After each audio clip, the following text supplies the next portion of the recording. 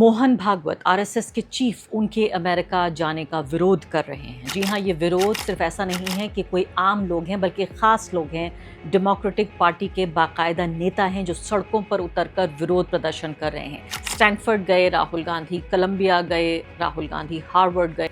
आप मुझे बताइए, कभी किसी इंसाफ पसंद व्यक्ति ने राहुल गांधी का विरोध किया है? लेकिन विरोध हो रहा है यहाँ पर मोहन भागवत का। तो ये देखिए कि पूरे तरीके से कहा जा रहा है कि विदेश नीति जनता की राय से सीधे तो नहीं तय होती, लेकिन जनता की राय विदेश नीति पे भी मायने रखती है। कि आधा America, half of America does not like Indians, Indian Americans, people of Indian origin.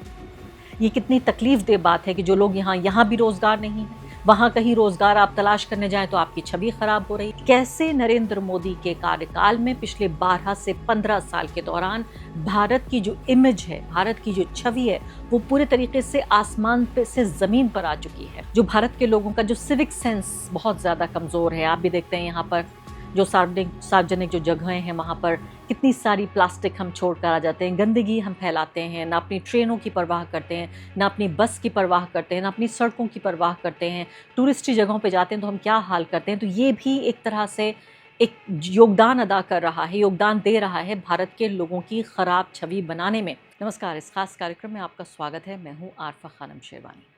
आपकी खिड़की में 3 तस्वीरें दिखा रही हूँ। ये देखिए और ये भी देखिए। इन तीनों तस्वीरों में देखिए अमेरिका की अलग अलग जगहों पर अलग अलग संगठन और व्यक्ति मोहन भागवत आरएसएस के चीफ उनके अमेरिका जाने का विरोध कर रहे हैं। जी हाँ, ये विरोध सिर्फ ऐसा नहीं है कि कोई आम लोग हैं, बल्कि ख़ास लोग हैं।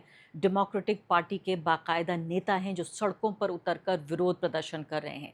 इस रैली में तो कम से कम ऐसा हुआ जहां आरएसएस का मुकाबला किया गया बाकायदा नाज़ी पार्टी से, और कहा गया कि अब से करीब 90-95 साल पहले, यानी कि 1939 में मेडिसन स्क्वायर पर ही नाज़ी पार्टी के लोगों ने यहाँ लोगों को संबोधित किया था, अमेरिका के न्यूयॉर्क में। और अब देखिए दूसरी नाज़ी जैसी फाशीवादी पार्टी आ गई है।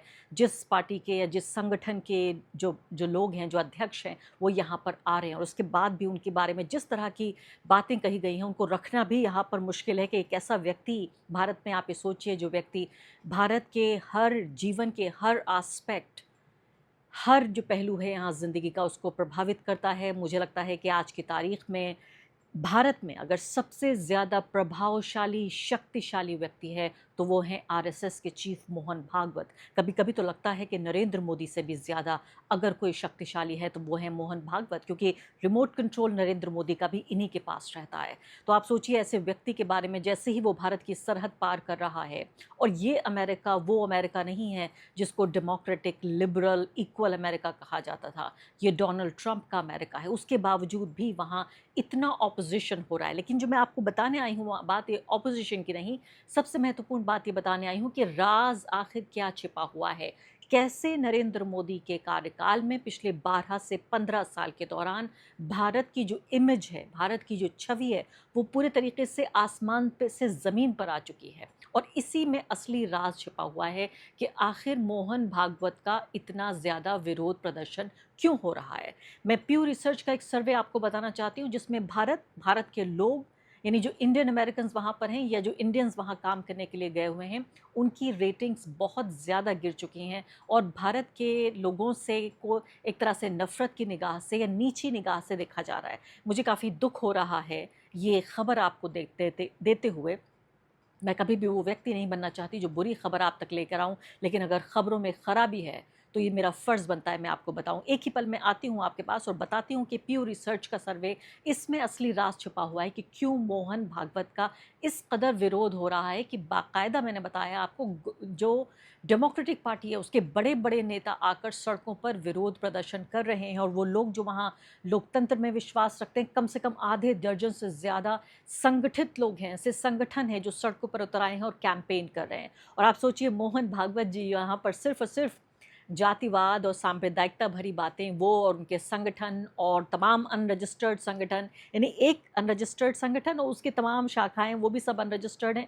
यहाँ जो उन्होंने पूरा दंगल किया हुआ है, जिस तरह की विभाजनकारी राजनीति यहाँ पर करते हैं, वहाँ पर कार्यक्रम हो रहा है यूनिवर्सल वननेस को लेकर। ये जो मुखौटे हैं ना, ये मुखौटों को आप देखिए, ऐसे एक उतरता है दूसरा पहन लिया जाता है, दूसरा उतरता है पहला पहन लिया जाता है।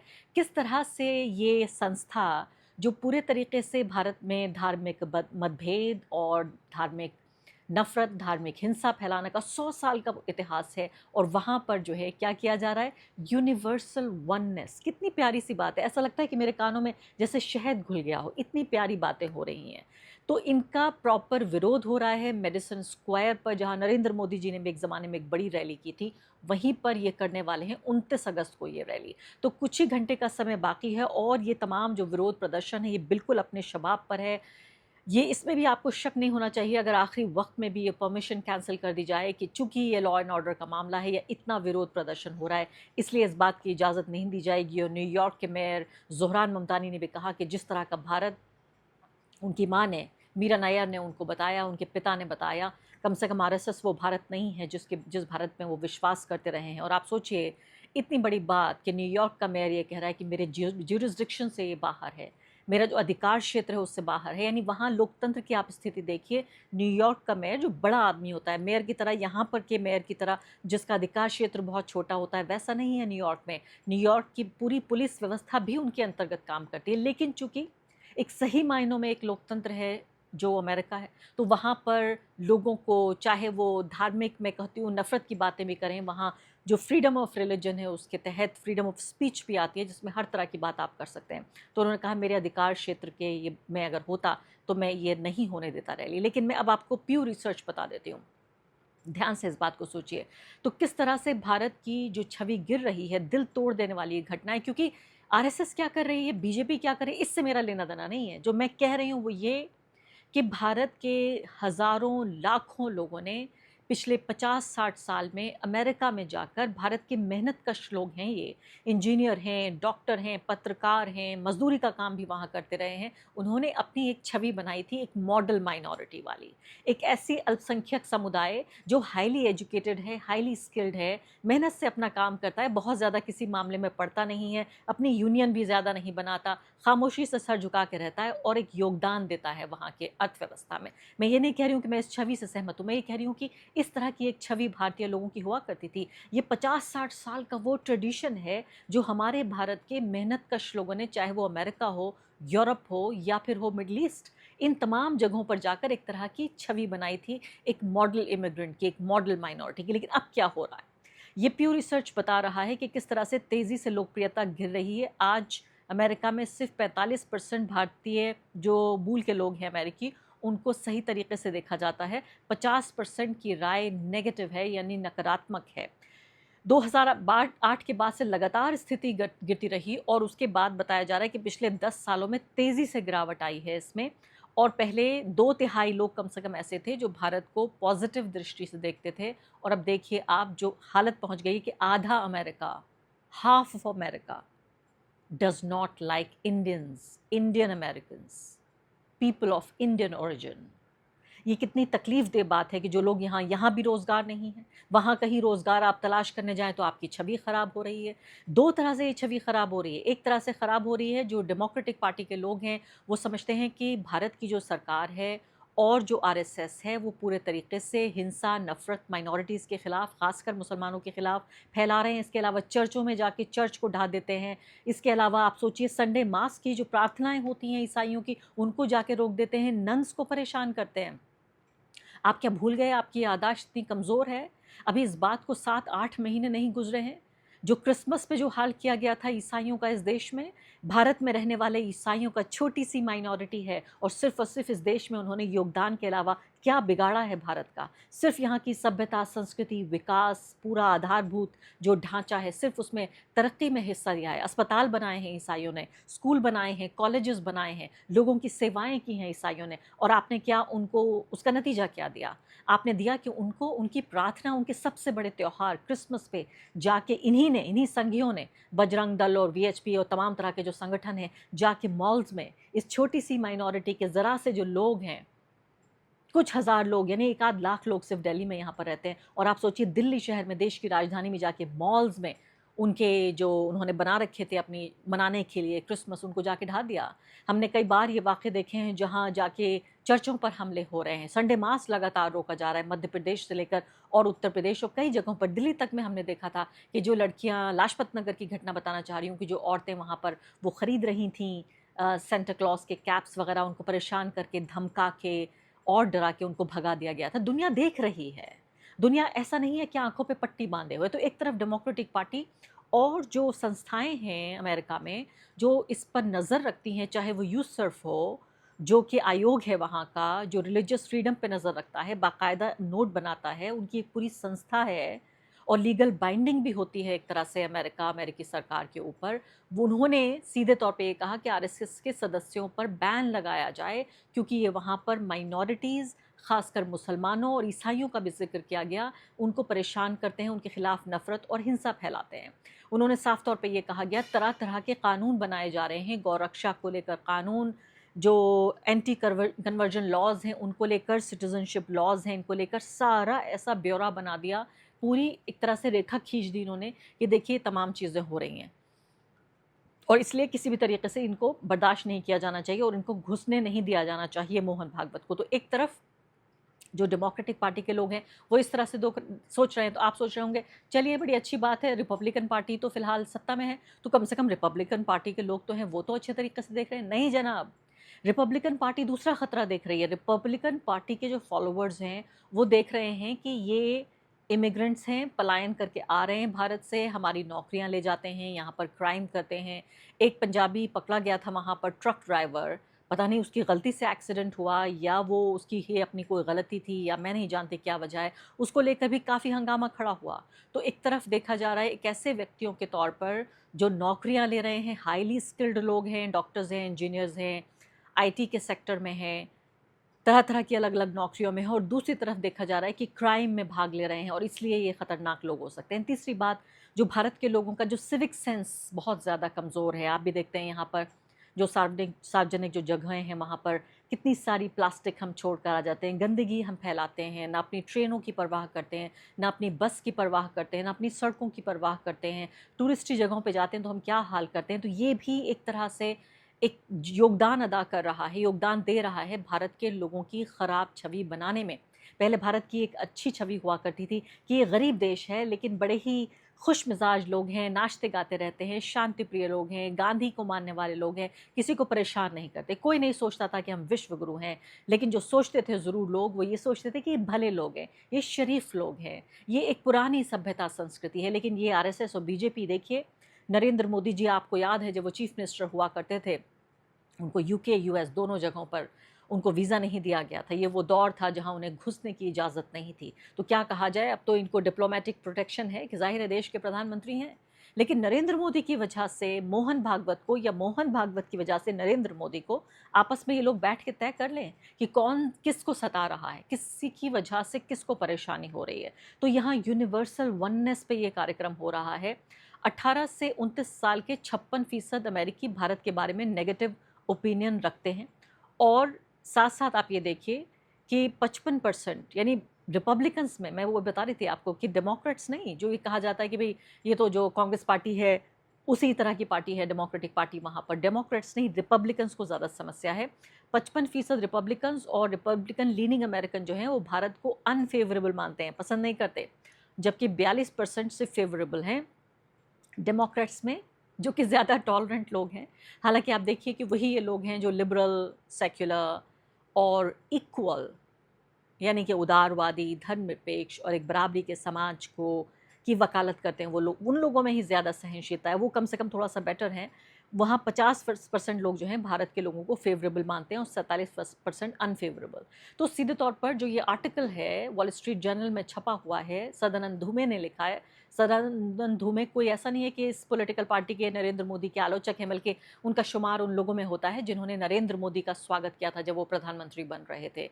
विदेश नीति के बड़े जानकार माने जाते हैं, वहाँ पर बड़े स्कॉलर माने जाते हैं। उन्होंने वॉल स्ट्रीट जर्नल में कॉलमनिस्ट हैं, उन्होंने ये लिखा है कि विदेश नीति पर इसका पूरा असर पड़ सकता है और बुरा प्रभाव पड़ सकता है, क्योंकि अमेरिकी जो राष्ट्रपति हैं और जो प्रशासन है वो सोचेगा कि हमारी जनता को अच्छा नहीं लगेगा अगर हमारे बीच अच्छे संबंध होंगे। उन्होंने क्वाड को लेकर, क्वाड जो समूह है उसको लेकर भी उन्होंने एक शंका जाहिर की है।